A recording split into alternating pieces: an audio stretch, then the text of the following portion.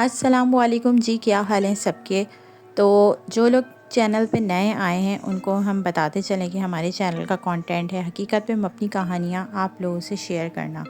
तो आज का जो ये वाक़या है जो ये शेयर करने जा रही हैं वो मेरी फूफी हैं, तो वो आपको बताएंगी उनकी आप बीती कहानी।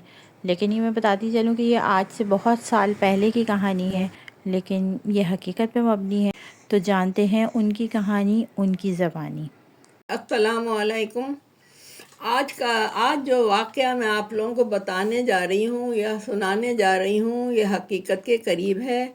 और आप लोगों से गुजारिश ये है कि आप लोग डर खौफ कोफ्ते पर मत तारी कर लेना, क्योंकि ये सारे वाक़यात होते रहते हैं। मेरी बच्ची का किस्सा है ये।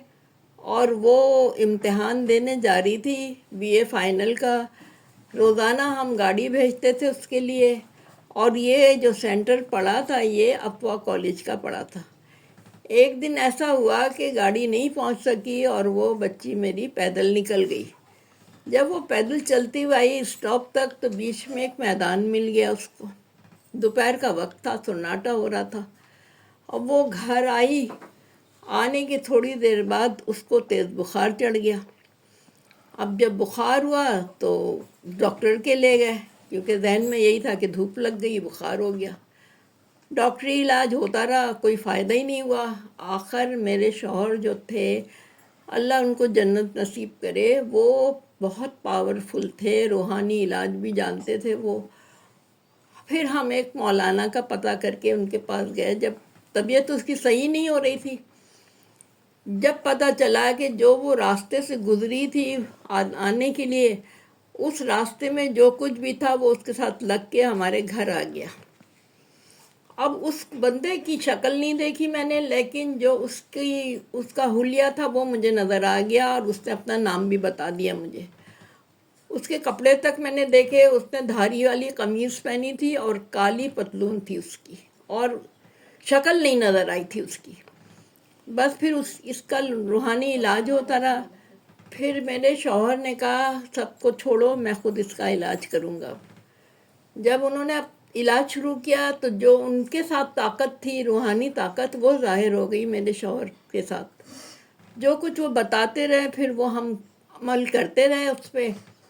आखिरी दिन जो था, जिस दिन इसका इलाज पूरा हो रहा था मेरी बेटी का, उस दिन उन्होंने कहा कि देखो मगरिब के बाद जो भी आए खाना मांगने, एक आदमी का खाना आप तैयार रख लेना। मैंने उनके कहने के मुताबिक एक बंदे का खाना निकाल के रख दिया, रोटी बना दी, सालन बना दिया और रख दिया मैंने। मेरे दिल में आया कि ये सब ऐसी बातें हैं, कोई नहीं आ रहा मांगने, कौन आएगा। जैसे मगरिब गुजरी है, आप लोग यकीन करें कि एक सदा आई कि खाना दे दें, अल्लाह के वास्ते खाना खिला दें। मैं उतनी तेज़ी से गई हूँ अपने दरवाजे पे, तो एक बुज़ुर्ग खड़े हुए थे, बिल्कुल सफ़ेद, उनके बाल, उनके कपड़े, उनकी आँखों के ऊपर आईब्रोज जो होते हैं वो बहुत ज़ईफ़ थे वो। बस वो दिन और आज का दिन वो खाना लेके जो गए हैं, वो पता नहीं चला कि वो कहाँ से आए थे, वो कौन थे। और उसके बाद फिर मेरी बच्ची बेहतर होनी शुरू हो गई। तो मेरा मतलब कहने का ये है कि ऐसी चीज़ें हैं अभी भी जो भटकती रहती हैं। जब बच्चियां घर से निकलें तो चारों कुल पढ़ के, आयतुल कुर्सी पढ़ के, विर्द करके फिर निकला करें कि अल्लाह ताला हर एक को अपने हिफ्ज़ व अमान में रखे। और हमने बहुत बहुत वो वक्त गुजारा जो हमें पता है, बड़ा मुश्किल टाइम था वो। डॉक्टर की समझ में नहीं आता था, वो तरह तरह की दवाइयाँ दे रहे थे। तो रूहानी इलाज करवाया, और ये हकीकत भी है, ये किस्सा नहीं है, बल्कि इसको आप लोग हकीकत में बता रही हूँ कि वाक़या हमारे साथ गुजरा है। बाकी अल्लाह ताला सबको अपने हिफ्ज़ अमान में रखे। पुराना वाक़या। हाँ, ये है तो बहुत पुराना, लेकिन मैं कहती हूँ उस मैदान से जो भी बच्चियाँ गुजरे, दुआ पढ़ती हुई गुजरे वहाँ से। अल्लाह की हिफाजत।